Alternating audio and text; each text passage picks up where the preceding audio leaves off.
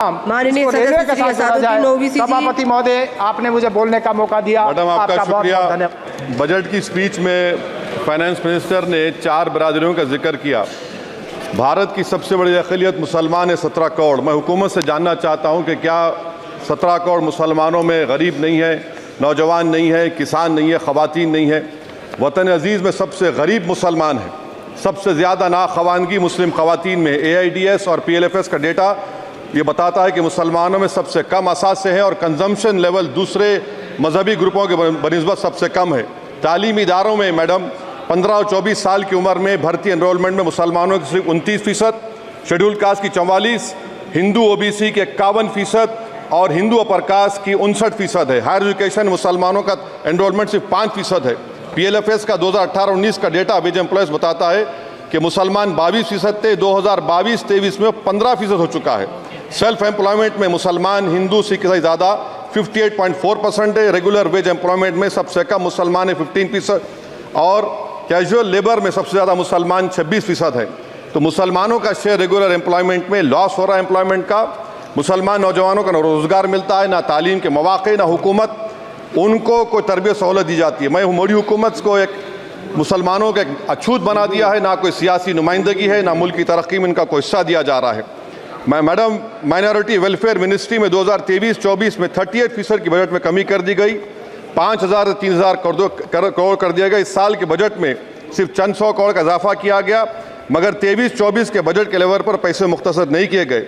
ये मोदी हुकूमत की बदनीयती और झूठा कमिटमेंट है, झूठा कमिटमेंट अक़लियतों के ताल्लुक से। तालीम के उस अक़लियती स्कॉलरशिप मैडम अक़लियतों के गरीब तलबा और तालिबात को जियाती रकम में कमी कर दी गई। 2019 में मोदी ने कहा था कि 1 करोड़ स्कॉलरशिप दिए जाएंगे, अब सिर्फ 58 लाख दिए जा रहे हैं। 47% अक़लियती एप्लीकेंट्स को हर साल स्कॉलरशिप से महरूम कर दिया जा रहा है। 10 साल से मैं कह रहा हूं कि डिमांड ड्रिवन करो। डिमांड ड्रिवन के लिए सिर्फ 3,000 करोड़ की ज़रूरत है, मगर ये हुकूमत सच्चाई को और ईमानदारी से काम नहीं कर रही है। 2007 और 8 से माइनॉरिटी स्कॉलरशिप का नंबर इजाफा नहीं हुआ है। Pre matric scholarship madam Kundu committee ने कहा कि मुसलमानों में drop out rate primary level पर होता है, तो हुकूमत ने 9th क्लास से प्री मैट्रिक स्कॉलरशिप पैसे दे रही है। NDMC की इक्विटी मैडम 800 करोड़ एक मजाक है। PMGAV के में 910 करोड़ दिए गए। सारी दुनिया जानती है कि जहां मुसलमान बसता है गांव में, शहर में, वो अंडर डेवलप एरिया है और आप मजाक करें ऊँट के मुंह में जीरा देकर। हज में 97 करोड़। हज कमेटी एक रुश्वत का मरकज बन चुका है। प्राइवेट टूर ऑपरेटर्स के एक लाइसेंस के लिए पैसे देना पड़ता है, बिल्डिंग सिलेक्शन के लिए पैसे देना पड़ता है, मीना मुजदलफा में कंपनी के सिलेक्शन के लिए पैसे देना पड़ता है। मैं हुकूमत से मुतालबा करता हूं कि ख़त्म किया जाए और CBI से इंक्वायरी करवाई जाए। मोदी हुकूमत को अक़लियतों बिल्कुल मुसलमानों से नफरत को ख़त्म करना पड़ेगा। मुसलमानों को उनका दस्तूरी हक मिलना चाहिए। आप कैसे विकसित भारत बनाएंगे अगर 17 करोड़ मुसलमान नफरत करेंगे? मैडम, पूरी स्पीच में फाइनेंस मिनिस्टर के बच्चों का जिक्र नहीं है। आज हमारे देश में 66 लाख बच्चे रोज भूखे सोते हैं। 46 मिलियन बच्चे स्टंटेड हैं मेल न्यूट्रिशन की वजह से। 25 मिलियन बच्चे वेस्टेड हैं। मासूम बच्चों की यह बदकिस्मती और बदबख्ती है कि एक शख्स चाय बेचकर वजीर आजम बन गया। LTC long term capital gain tax madam was decreased from 20 to 12.5%. However, the indexation benefit has been removed and won't apply to any property purchased after 2001. This will be detrimental to the growth of real estate, limit household capital formation and impact employment generation in construction sector. This change in LTCG is a quasi-wealth tax on household, particularly the middle class. Internship program madam 5 साल में आप 1 करोड़ लोगों को intern कराएंगे, यानी एक company को 4,000 लोगों को ट्रेन करना पड़ेगा। मुझे बताइए क्या ये बड़ी कंपनी का माने क्या है? It is unachievable. Will it be based on market cap, revenue, employ size?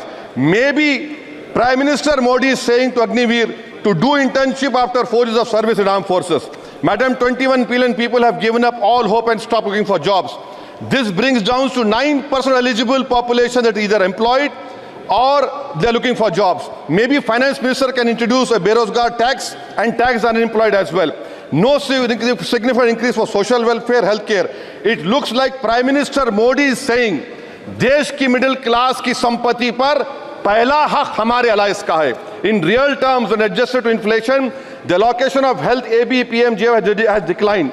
Modi is saying he said heal in India during G20. The reality is India is hurting. Madam, this government wants to increase FDI from China. Is the Prime Minister not concerned that our armed forces cannot patrol 26 patrolling points out of 65 in Ladakh?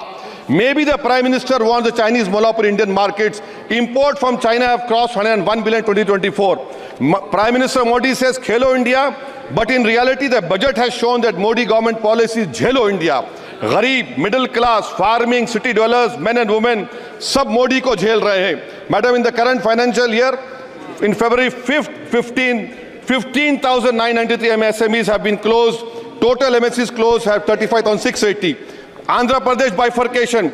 This parliament passed a law. For last 10 years, Modi government has shown their intellectual dishonesty in not giving ITR, IIM, Bayaram Steel Factory, Railway Corridor Hazipet, recognition of Palmaru as national irrigation project. This shows intellectual dishonesty of this government. Madam, I end my speech by quoting a famous poet, and I'm amending certain verses. 133 crore इंसानों, जिंदगी से बेगानों, सिर्फ हुक्मरानों ने हक तुम्हारा छीना है. खाक ऐसे जीने पर यह भी कोई जीना है. बेशऊर भी तुमको बेशऊर कहते हैं. सोचता हो ये नादान कैसे हवा में रहते हैं. 133 करोड़ इंसानों, कब तक ये खामोशी? चलते फिरते जिंदानों, गरीब खवातीन, नौजवानों, किसानों से रोने की सदाएं आती हैं. जब शबाब पर आकर खेत लहलाता है, किसके नयन रोते हैं, कौन मुस्कुराता है? काश तुम भी समझो, काश तुम भी जानो किस कदर भयानक है जुल्म का ये ढब. देखो रख से आतिश आहन देखते ही जाओगे, होश में ना आओगे. और अनएम्प्लॉयमेंट पर अभी बोला गया नौकरियां दे रहे हैं, तो शायर ने इनके बारे में अच्छा कहा कि फूल शाखों पर खिलने लगे तुम कहो, जाम जिंदों को मिलने लगे तुम कहो, चाक सीनों के सिलने लगे तुम कहो. इस खुली झूठ को, जहन की लूट को मैं नहीं मानता, मैं नहीं जानता. शुक्रिया मैडम.